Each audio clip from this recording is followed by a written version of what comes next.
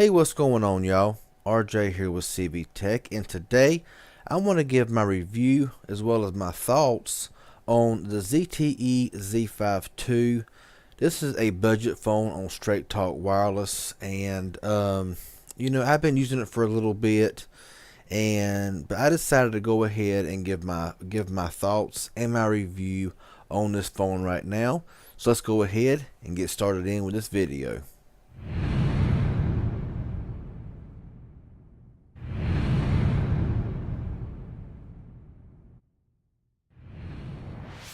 Okay, y'all, so here we have the ZTE Z5 II. Now, looking at this phone here, it does have a 5-inch display. It is not HD, nothing like that. Top there is your receiver, front-facing camera. At the bottom, you do have your back, home, and recents button. On the bottom, you have your micro USB charging port, as well as your microphone. On the left side here, you do have your volume rocker there. On top, you do have your 3.5mm headset jack, as well as a secondary microphone there. And on the right side is your power button. They do look kind of cheap on this device. On the back here, you do get your 5-megapixel camera and your flash and your Straight Talk logo, your single rear speaker, and it just looks too plain in the back. It needs the ZTE logo or something right here in the middle. The back is removable and the battery is replaceable. We'll go ahead and pull off the back cover here, and you will see there is the battery. Now the battery here, as you can see, is a 2800 milliamp hour battery.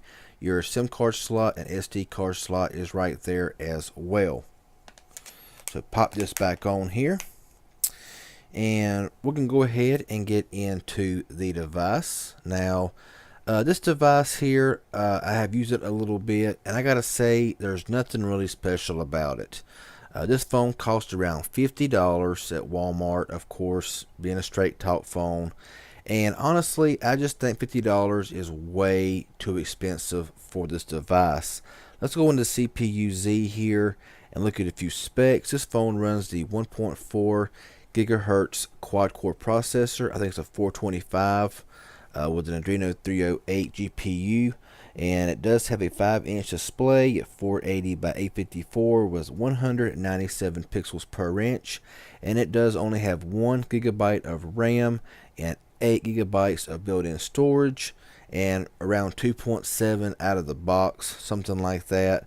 And just with the apps I've downloaded for a test I want to do here, a comparison, I'm down to only a half a gigabyte of storage. So yeah, that's pretty bad. And the worst thing about this phone here is you do not have adaptable storage, and you are not able to move apps to the SD card.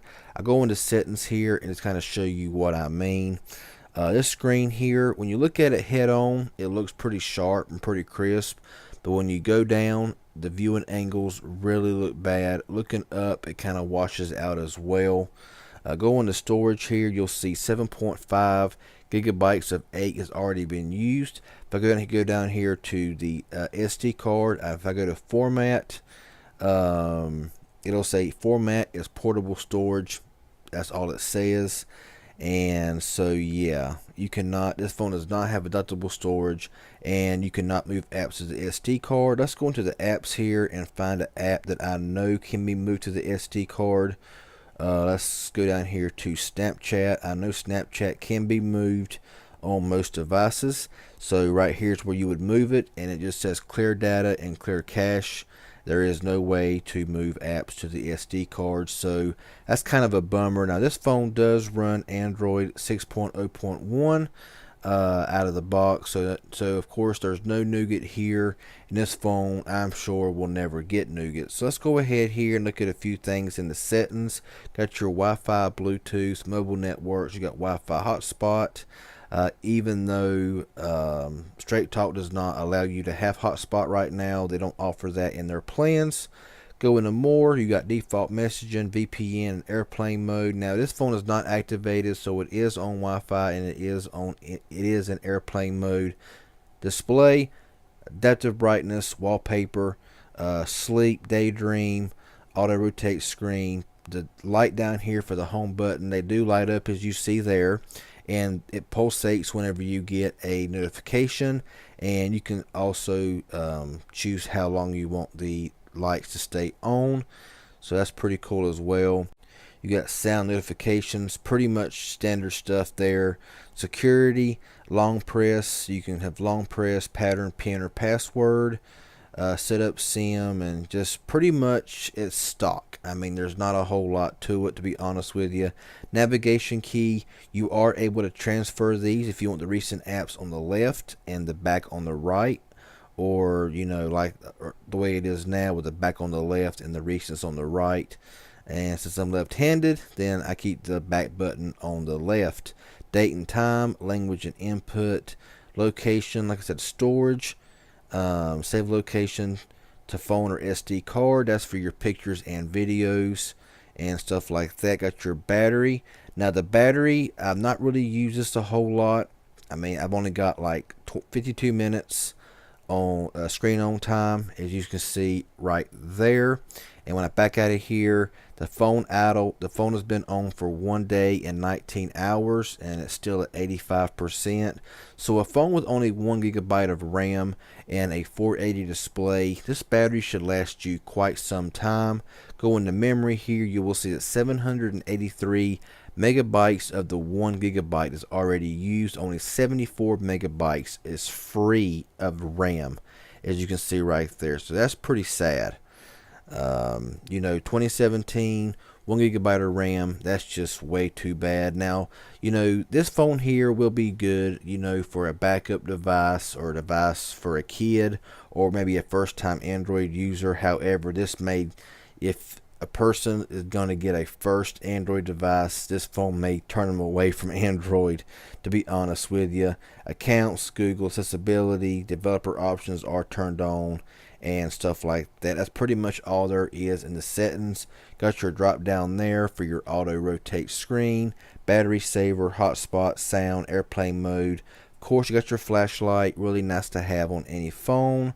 And you can always rearrange these, and the screen does get pretty bright, as most ZTE phones do.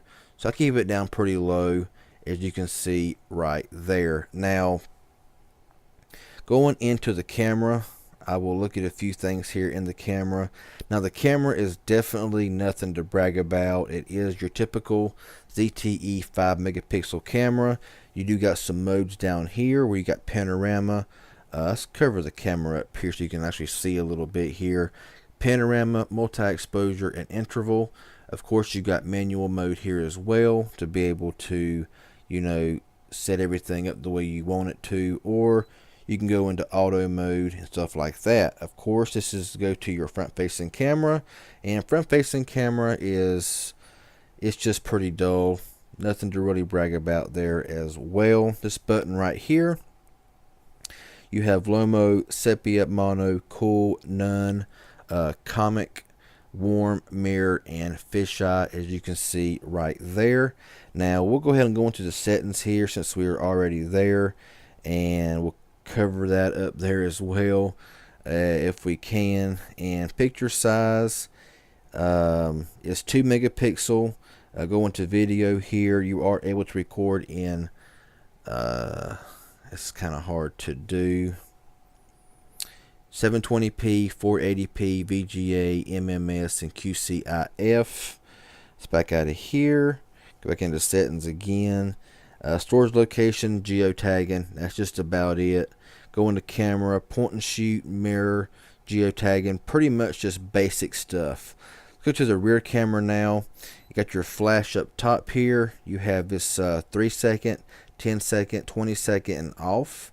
And of course, you got your modes down here. I didn't show you that. Let's go into settings. This is a 5 megapixel camera, as I showed you earlier. And go into video. You are able to record in full 1080p, 720p, 480, VGA, MMS, QCIF, and you do have time lapse and focus lock while recording. Now, I've not taken any pictures with this phone, but you know, I've took some pictures in a normal lit room with the flash on, and they just did not turn out the best. So don't expect a whole lot with this device. Now going into the dialer, it just looks basic, your basic dialer. Going to messaging, got your welcome to Straight Talk there. And of course, this is with the keyboard that it came with right here. Pretty easy to use. Got your emojis there, and there is quite a few of them, as you can see right there. So no shortage of emojis on this device. Now, under basic usage, this phone works okay. It's nothing special. This phone, like I said, costs $50 in Walmart, and I gotta be honest with you. You know, whenever you can buy a phone from Verizon prepaid like the Motorola Moto E4 that has basically the same processor as this phone here has, but you have 2 gigabytes of RAM, you have a fingerprint sensor, you got 16 gigabytes of ROM, you have a front-facing flash, you got a much better camera front and rear, you got an HD display, and just an overall more powerful, more demanding phone that costs $40 at Walmart, when this one here costs you $50 at Walmart for Straight Talk. But you know, of course, they don't have the Moto E4 on Straight Talk as of right now. So, but when you have this phone right here that costs $50 and the Moto E4 that costs $40, that is 10 times the phone that this right here is. Now, I want to go ahead and say that I am a big ZTE fan. I always have been. Let's go over here and just look at a couple of stuff. Let's go into Geekbench 4 and look at the history and just kind of show you what scores that we did run. And it come out to 629 single core score and 1627 multi-core score there. So the scores ain't too bad for what it is, but under heavy usage, this thing just really bogs down, and it just can't really handle anything. I am fixing to do a comparison with another Straight Talk phone here right after this video, actually. So of course, stay tuned for that when it gets released. But like I say, this phone right here is basically for somebody who wants a secondary phone to just kind of throw around. If you want to take it somewhere like a theme park, or you know, out in the park for a day, and you really don't care if it gets dropped or if it gets wet, nothing like that. But for $50 price tag, to me, $20 is about the max I'd want to spend for this phone. The rear speaker is okay. It's not the loudest, but it does get the job done. Like I said, the camera, it may do fine outdoors, front and rear, but as far as lower lights, it's pretty useless. And it does have some lag and some stutter, and when you're going into the social media app, stuff like that, and the screen does look pretty bad. So, you know, this phone right here, would I recommend it? I can honestly say, in my personal opinion, that I would not recommend this phone if you were looking for a device that, you know, is going to work very well, especially for the price. But if you're looking for a phone for a kid, or a secondary phone, or you know, something like that, this may be what you're looking for, you know. So anyway, hope this was helpful. If this was helpful in any way, hit that like button. Any questions or comments, leave it down below, and I'll get back with you as soon as possible. If you haven't subscribed yet, please do so. Hit the subscribe button, plus hit that bell for notifications when I upload new posts, go live, and all that other cool stuff. So yeah, y'all have a good one, and we'll see y'all in the next video.